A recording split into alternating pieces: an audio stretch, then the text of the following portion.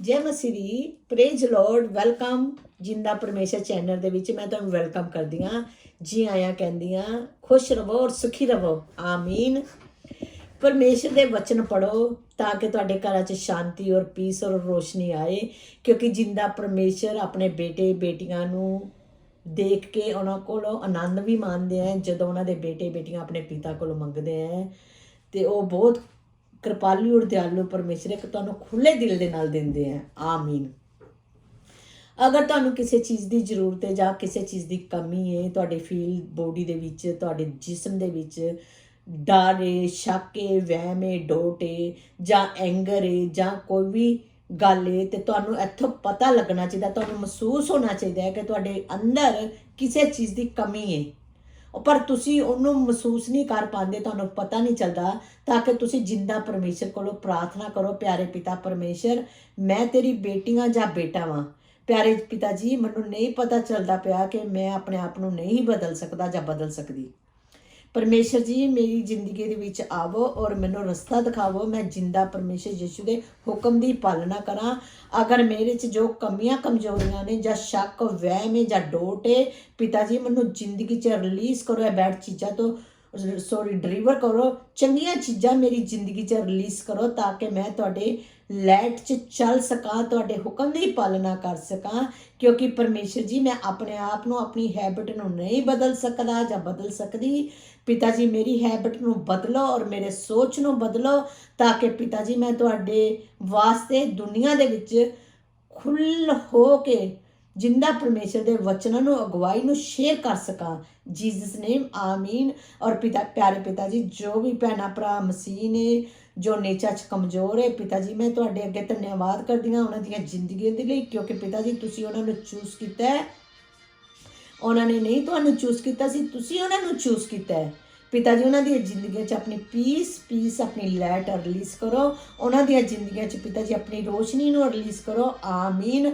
और जो भैन भरा बेरोज़गार ने, जाना दी रोजी रोटी नहीं हैगी, जां जो भैन भरा ऑनलाइन घर च जॉब करते हैं, पिता जी उन्होंने बरकत, उन्होंने जोए, उन्होंने अपनी लैट रिलीज़ करना उन्हां दी जिंदगियां च। आमीन।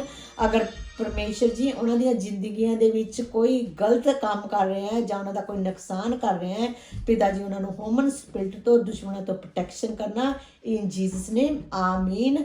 क्योंकि प्यारे पिता परमेश्वर, तेरे बेटे बेटियां नू तुसी अपनी पाक लहू पवित्र खून दे नाल जिंदा परमेश्वर की कुर्बानी दे के उन्होंने खरीदिया सी।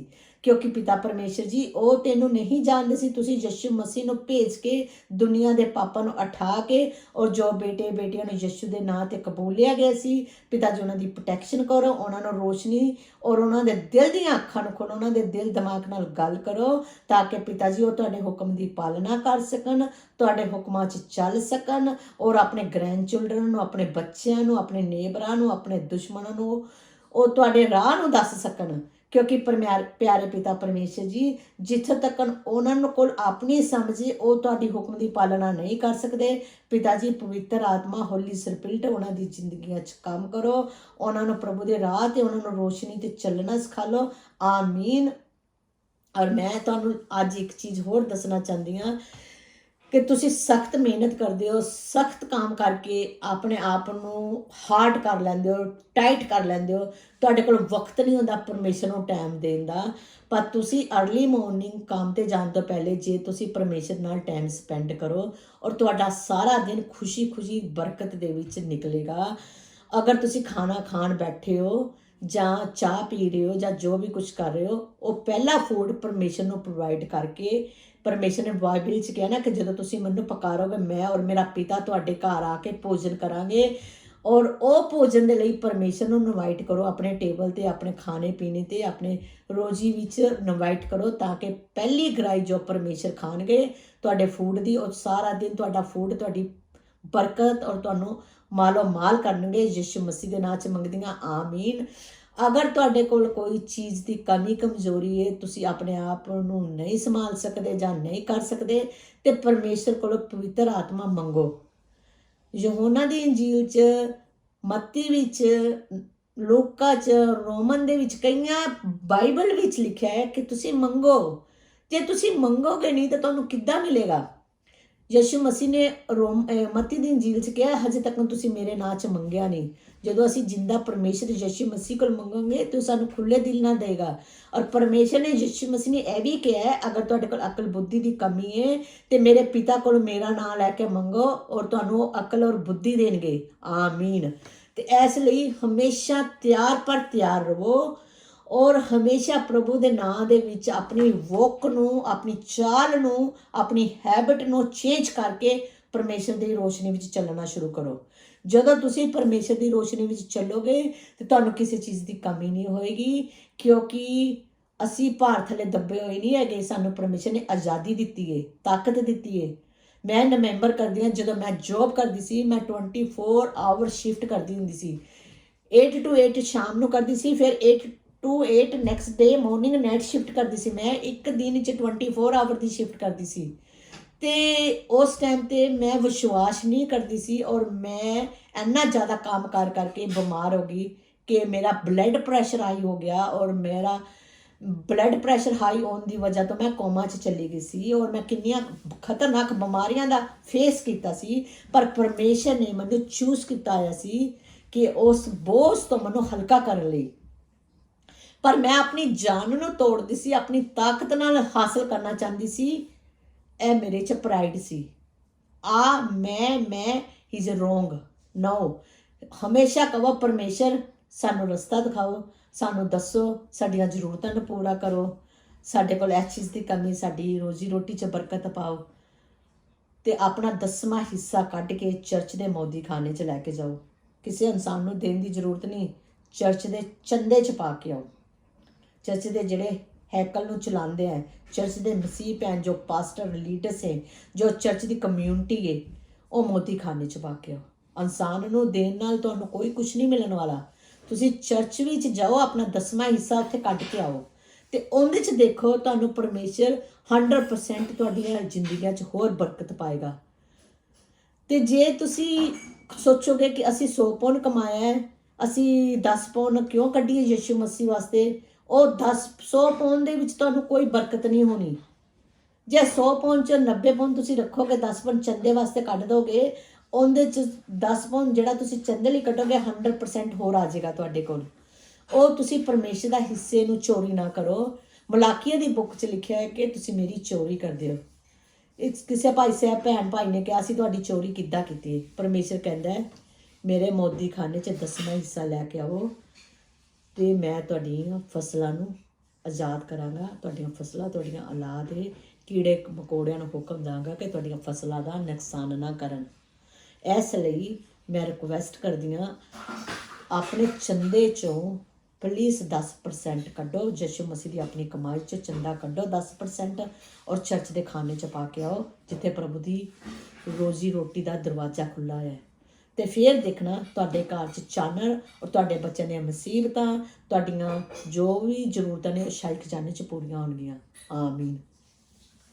ਔਰ ਵਚਨਾਂ 'ਚ ਇਹ ਵੀ ਲਿਖਿਆ ਹੈ ਅਗਰ ਤੁਹਾਡੇ ਕੋਲ ਕਰਜ਼ਾ ਹੈਗਾ ਜਾਂ ਤੁਸੀਂ ਕਿਸੇ ਦੇ ਕਰਜ਼ਦਾਰ ਹੋ ਜਾਂ ਤੁਹਾਡੇ ਕੋਲ ਤੁਸੀਂ ਕਿਸੇ ਦੇ ਕਰਜ਼ਾ ਦੇਣਾ, ਉਹਨਾਂ ਨੂੰ ਮਾਫ਼ ਕਰ ਦਿਓ। ਜੇ ਤੁਸੀਂ ਮਾਫ਼ ਕਰੋਗੇ ਤੇ ਪਰਮੇਸ਼ਰ ਸਵਰਗਾਂ 'ਚ ਤੁਹਾਡੇ ਪਾਪਾਂ ਨੂੰ, ਤੁਹਾਡੇ ਕਰਜ਼ਿਆਂ ਨੂੰ ਮਾਫ਼ ਕਰੇਗਾ। ਤੇ ਇਸ ਲਈ ਸਾਨੂੰ ਹਮੇਸ਼ਾ ਕਿਸੇ ਦੇ ਕਰਜ਼ਦਾਰ ਨਹੀਂ ਰਹਿਣਾ। ਵਚਨਾਂ 'ਚ ਲਿਖਿਆ ਹੈ ਕਿ ਸਾਨੂੰ ਇੰਨੀ ਦੌਲਤ ਹੈ ਨਾ ਧਨ ਦੇਗਾ ਕਿ ਪਰਾਈ ਕੌਮ ਦਾ ਧਨ, ਪਰਾਈ ਕੌਮ ਦੀ ਦੌਲਤ ਮਸੀਹ ਬੇਟੇ ਬੇਟੀਆਂ ਖਾਣਗੇ। ਇਨ ਜੀਸਸ ਨੇਮ ਆਮੀਨ। ਇਹ ਮੈਂ ਨਹੀਂ ਕਹਿੰਦੀ, ਇਹ ਬਾਈਬਲ ਦੇ ਵਿੱਚ ਵਚਨਾਂ ਦੇ ਵਿੱਚ ਲਿਖਿਆ ਹੈ। ਜੇ ਤੁਸੀਂ ਬਾਈਬਲ ਸਟੱਡੀ ਕਰੋ ਤੇ ਤੁਹਾਨੂੰ ਵਿੱਚ ਪਤਾ ਚੱਲੇਗਾ ਕਿ ਬਾਈਬਲ 'ਚ ਤੁਹਾਡੇ ਲਈ ਕਿਹੜੇ ਕਿਹੜੇ ਪ੍ਰੋਮਿਸ ਹੈਗੇ, ਕਿਹੜੀ ਕਿਹੜੀਆਂ ਬਰਕਤਾਂ ਹੈਗੀਆਂ ਨੇ। ਉਹਨਾਂ ਨੂੰ ਅਜਾਇਆ ਨਾ ਕਰੋ। ਆਪਣੀਆਂ ਬਰਕਤਾਂ ਪਾਉਣ ਲਈ ਕਲੇਮ ਕਰੋ ਔਰ ਆਪਣਾ 10ਵਾਂ ਮੋਦੀ ਖਾਨੇ 'ਚ ਲੈ ਕੇ ਜਾਓ ਚਰਚ ਵਿੱਚ। ਔਰ ਫਿਰ ਦੇਖੋ ਪਰਮੇਸ਼ਰ ਤੁਹਾਡੇ ਘਰ 'ਚ ਆਪਣੀ ਰੋਸ਼ਨੀ ਜਗਦੀ ਰੱਖੇਗਾ। ਤੁਹਾਡੀ ਰੋਸ਼ਨੀ ਕਦੀ ਨੇਹਰੇ 'ਚ ਨਹੀਂ ਬਦਲੇਗੀ। ਤੁਹਾਡੀ ਰੋਸ਼ਨੀ ਦਾ ਚਾਨਣ ਤੁਹਾਡੇ ਦੁਸ਼ਮਣ ਦੇਖ ਕੇ ਹੈਰਾਨ ਹੋਣਗੇ ਕਿ ਅਸੀਂ ਇਹਨਾਂ ਨੂੰ ਗਿਰਾਉਣਾ ਚਾਹੁੰਦੇ ਸੀ, ਇਹਨਾਂ ਨੂੰ ਡੇਗਣਾ ਚਾਹੁੰਦੇ ਸੀ, ਇਹਨਾਂ ਨੂੰ ਡਿਸਟਰੋਏ ਕਰਨਾ ਚਾਹੁੰਦੇ ਸੀ, ਇਹ ਤਾਂ ਉਸ ਤੋਂ ਵੀ ਜ਼ਿਆਦਾ ਅੱਗੇ ਵੱਧ ਗਿਆ ਹੈ। ਫਿਰ ਦੇਖਣਾ ਪਰਮੇਸ਼ਰ ਦੀ ਨਜ਼ਾਰੇ ਔਰ ਪਰਮੇਸ਼ਰ ਦਾ ਮਸਾ ਤੁਹਾਡੇ ਉੱਤੇ ਚਮਕਦਾ ਹੈ। ਆਮੀਨ। ਮੈਂ ਤੁਹਾਡੀ ਜ਼ਿੰਦਗੀ 'ਚ ਵਚਨਾਂ ਨੂੰ ਰਿਲੀਜ਼ ਕਰਦੀ ਹਾਂ। ਜੀਸਸ ਨੇਮ ਆਮੀਨ।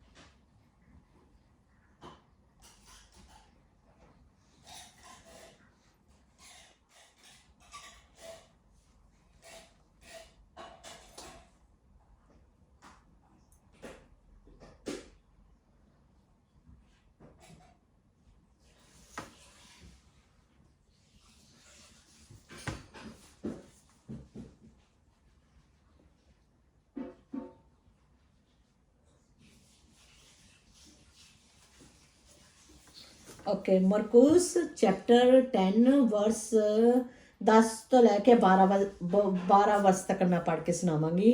आमीन। मरकुस चैप्टर 10 वर्स 10 ਤੋਂ ਲੈ ਕੇ 12 ਵਰਸ ਤੱਕ ਨਾ। ਆਮੀਨ।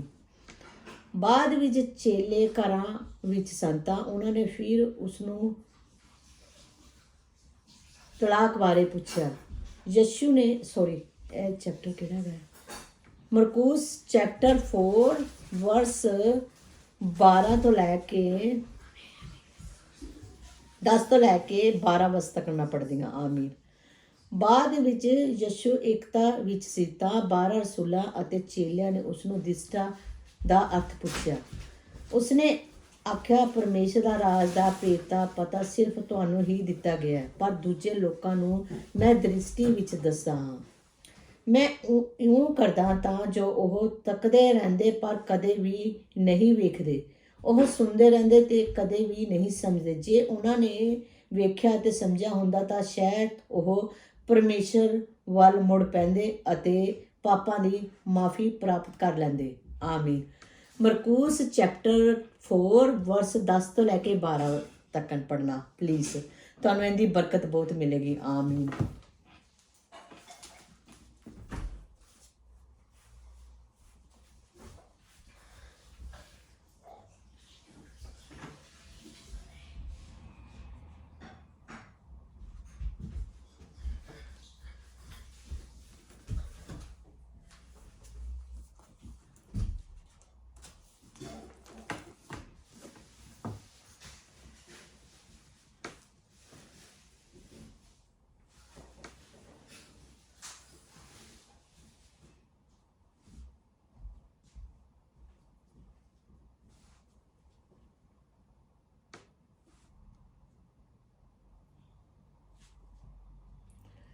ਜ਼ਬੂਰਾਂ ਦੀ ਪੋਥੀ ਚੈਪਟਰ 5 ਵਰਸ ਮੈਂ ਬਾਅਦ 'ਚ ਦੱਸਦੀ ਕਿੰਨਾ ਹੈ। ਹੇ ਯਹੋਵਾ, ਮੇਰੇ ਸ਼ਬਦਾਂ ਨੂੰ ਸੁਣੋ ਤਾਂ ਸਮਝੋ ਕਿ ਮੈਂ ਕੀ ਆਖਣਾ ਚਾਹ ਰਿਹਾ ਹਾਂ। ਮੇਰੇ ਪਰਮੇਸ਼ਰ ਅਤੇ ਮੇਰੇ ਰਾਜੇ, ਮੇਰੀ ਪ੍ਰਾਰਥਨਾ ਨੂੰ ਸੁਣੋ। ਹੇ ਯਹੋਵਾ, ਹਰ ਰੋਜ਼ ਅੰਮ੍ਰਿਤ ਵੇਲੇ ਮੈਂ ਤੁਹਾਨੂੰ ਇੱਕ ਸੁਗੰਧੀ ਅਰਪਣ ਕਰਦਾ ਅਤੇ ਤੇਰੇ ਵੱਲ ਸਹਾਇਤਾ ਲਈ ਤੱਕਦਾ ਹਾਂ, ਅਤੇ ਹਰ ਰੋਜ਼ ਅੰਮ੍ਰਿਤ ਵੇਲੇ ਤੁਸੀਂ ਮੇਰੀ ਪ੍ਰਾਰਥਨਾ ਸੁਣਦੇ ਹੋ। ਆਮੀਨ। ਹੇ ਪਰਮੇਸ਼ਰ, ਤੁਸੀਂ ਮੰਦੇ ਲੋਕਾਂ ਨੂੰ ਆਪਣੇ ਨੇੜੇ ਪਸੰਦ ਨਹੀਂ ਕਰਦੇ। ਮੰਦੇ ਲੋਕ ਤੇਰੀ ਸਖਸ਼ਨਾ ਨਹੀਂ ਕਰਦੇ। ਮੂਰਖ ਤੇਰੇ ਨਜ਼ਦੀਕ ਨਹੀਂ ਆ ਸਕਦੇ। ਤੁਸੀਂ ਉਹਨਾਂ ਨੂੰ ਨਫ਼ਰਤ ਕਰਦੇ ਹੋ ਜਿਹੜੇ ਬਦੀਆਂ ਕਰਦੇ ਹਨ। ਤੁਸੀਂ ਉਹਨਾਂ ਲੋਕਾਂ ਨੂੰ ਮਾਰ ਦਿੰਦੇ ਹੋ ਜਿਹੜੇ ਝੂਠ ਬੋਲਦੇ ਹਨ। ਤੁਸੀਂ ਉਹਨਾਂ ਲੋਕਾਂ ਨੂੰ ਨਫ਼ਰਤ ਕਰਦੇ ਹੋ ਜਿਹੜੇ ਦੂਸਰੇ ਨੂੰ ਨੁਕਸਾਨ ਪਹੁੰਚਾਉਣ ਦੀ ਗੁਪਤ ਯੋਜਨਾ ਬਣਾਉਂਦੇ ਹਨ। ਪਰ ਯਹੋਵਾ, ਤੇਰੀ ਵੱਡੀ ਮਿਹਰ ਕਾਰਨ ਮੈਂ ਤੇਰੇ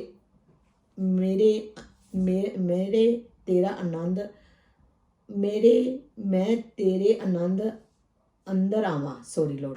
ਮੈਂ ਤੇਰੇ ਅੰਦਰ ਆਵਾਂ। ਮੈਂ ਤੇਰੇ ਪਵਿੱਤਰ ਮੰਦਰ ਨੂੰ ਡਰ ਅਤੇ ਸ਼ਰਧਾਲੂ ਨਾਲ ਆਪਣੀ ਸੀਸ ਝੁਕਾ ਕੇ ਯਹੋਵਾ।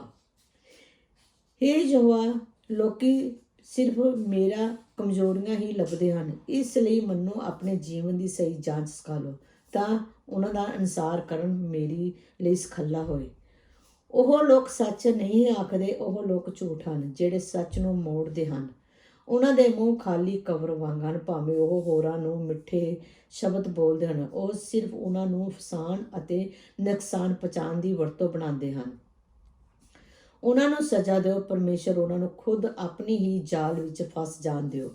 ਉਹ ਲੋਕ ਤੁਹਾਡੇ ਵਿਰੁੱਧ ਖੜੇ ਹੋਏ, ਉਹਨਾਂ ਨੂੰ ਉਹਨਾਂ ਦੇ ਨੇਕ ਪਾਪਾਂ ਲਈ ਸਜ਼ਾ ਦਿਓ। ਪਰ ਜਿਹੜੇ ਲੋਕ ਪਰਮੇਸ਼ਰ ਵਿੱਚ ਯਕੀਨ ਰੱਖਦੇ ਹਨ, ਉਹਨਾਂ ਨੂੰ ਪ੍ਰਸ਼ੰਸਾ ਹੋਣ ਦਿਓ, ਉਹਨਾਂ ਨੂੰ ਸਦਾ ਲਈ ਖੁਸ਼ ਹੋਣ ਦਿਓ। ਯਹੋਵਾ ਪਰਮੇਸ਼ਰ, ਸਾਨੂੰ ਬਚਾਓ ਅਤੇ ਉਹਨਾਂ ਨੂੰ ਬਲ ਦਿਓ ਜਿਹੜੇ ਤੇਰੇ ਨਾਮ ਨੂੰ ਪਿਆਰ ਕਰਦੇ ਹਨ। ਹੇ ਯਹੋਵਾ, ਜਦ ਤੁਸੀਂ ਚੰਗੇ ਲੋਕਾਂ ਦਾ ਭਲਾ ਕਰਦੇ ਹੋ, ਤੁਸੀਂ ਇੱਕ ਢਾਲ ਦੀ ਤਰ੍ਹਾਂ ਉਹਨਾਂ ਦੀ ਰਾਖੀ ਕਰਦੇ ਹੋ। ਆਮੀਨ। ਜ਼ਬੂਰਾਂ ਦੀ ਪੋਥੀ ਚੈਪਟਰ 1 ਤੋਂ ਲੈ ਕੇ 12 ਵਰਸ ਤੱਕ ਪੜ੍ਹਨਾ ਔਰ ਤੁਹਾਨੂੰ ਬਹੁਤ ਪ੍ਰਭੂ ਦੀ ਬਰਕਤ ਮਿਲੇਗੀ। ਆਮੀਨ। ਹੁਣ ਮੈਂ ਛੋਟੀ ਜਿਹੀ ਪ੍ਰਾਰਥਨਾ ਕਰਦੀ ਹਾਂ ਔਰ ਪਰਮੇਸ਼ਰ ਦਾ ਧੰਨਵਾਦ ਕਰਦੀ ਹਾਂ ਅੱਜ ਦੇ ਦਿਨ ਲਈ ਕਿ ਉਹਨਾਂ ਨੇ ਸਾਨੂੰ ਬਰਕਤ ਦਿੱਤੀ। ਆਮੀਨ।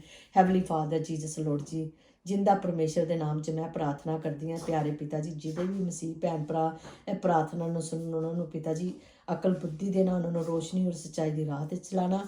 ਔਰ ਜੋ ਬਿਮਾਰ ਨੇ ਕੌਮ ਦੇ ਵਿੱਚ, ਜੋ ਬੇਰੋਜ਼ਗਾਰ ਨੇ ਪਿਤਾ ਜੀ, ਉਹ ਬਿਮਾਰੀਆਂ ਨੂੰ, ਬੇਰੋਜ਼ਗਾਰ ਨੂੰ ਆਪਣੀ ਸ਼ਾਹੀ ਖਜ਼ਾਨੇ 'ਚ ਪਿਤਾ ਜੀ ਉਹਨਾਂ ਨੂੰ ਬਰਕਤ ਦੇਣਾ, ਉਹਨਾਂ ਦੀਆਂ ਜ਼ਿੰਦਗੀਆਂ 'ਚ ਆਪਣੀ ਲੈਟ ਔਰ ਪੀਸ ਰਿਲੀਜ਼ ਕਰਨਾ। ਆਮੀਨ।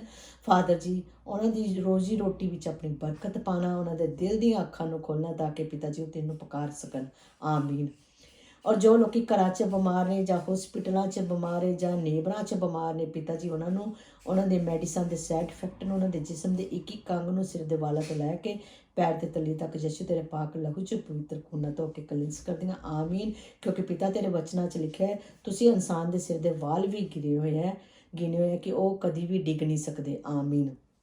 ਔਰ ਪਿਆਰੇ ਪਿਤਾ ਪਰਮੇਸ਼ਰ, ਜੋ ਯੰਗ ਬੱਚੇ ਨਸ਼ਿਆਂ ਵਿੱਚ ਐਡਿਕਟ ਨੇ, ਜੋ ਝੂਠ 'ਚ ਐਡਿਕਟ ਨੇ, ਗਾਲੀਆਂ 'ਚ ਐਡਿਕਟ ਨੇ, ਜੋ ਹੇਰਾ ਫੇਰੀਆਂ 'ਚ ਐਡਿਕਟ ਨੇ, ਜੋ ਨਸ਼ਿਆਂ 'ਚ ਐਡਿਕਟ ਨੇ, ਜੋ ਵੀ ਜੈਲਸ ਤੇ ਐਂਗਰ ਤੇ ਪ੍ਰਾਈਡ ਵਿੱਚ ਐਡਿਕਟ ਨੇ, ਸਾਰੀ ਗੰਦੀ ਬਦਰੂ ਨੂੰ ਮੈਂ ਜਿੰਦਾ ਪਰਮੇਸ਼ਰ ਯਿਸੂ ਮਸੀਹ ਦੇ ਨਾਂ ਤੇ ਧਰਤੀ ਤੇ ਬੰਨ੍ਹ ਦਿੰਦੀ ਹਾਂ। ਪਿਆਰੇ ਪਿਤਾ ਪਰਮੇਸ਼ਰ, ਪਵਿੱਤਰ ਆਤਮਾ ਉਹਨਾਂ ਬੱਚਿਆਂ ਦੀਆਂ ਜ਼ਿੰਦਗੀਆਂ 'ਚ ਪਿਤਾ ਜੀ ਆਪਣੀ ਲੈਟ ਰਿਲੀਜ਼ ਕਰੋ। ਉਹਨਾਂ ਦੇ ਦਿਲ ਦਿਮਾਗ ਨੂੰ, ਦੇ ਸੋਚ ਨੂੰ ਪਿਤਾ ਜੀ ਤੁਸੀਂ ਬਦਲ ਸਕਦੇ ਹੋ, ਮੈਂ ਨਹੀਂ ਬਦਲ ਸਕਦੀ।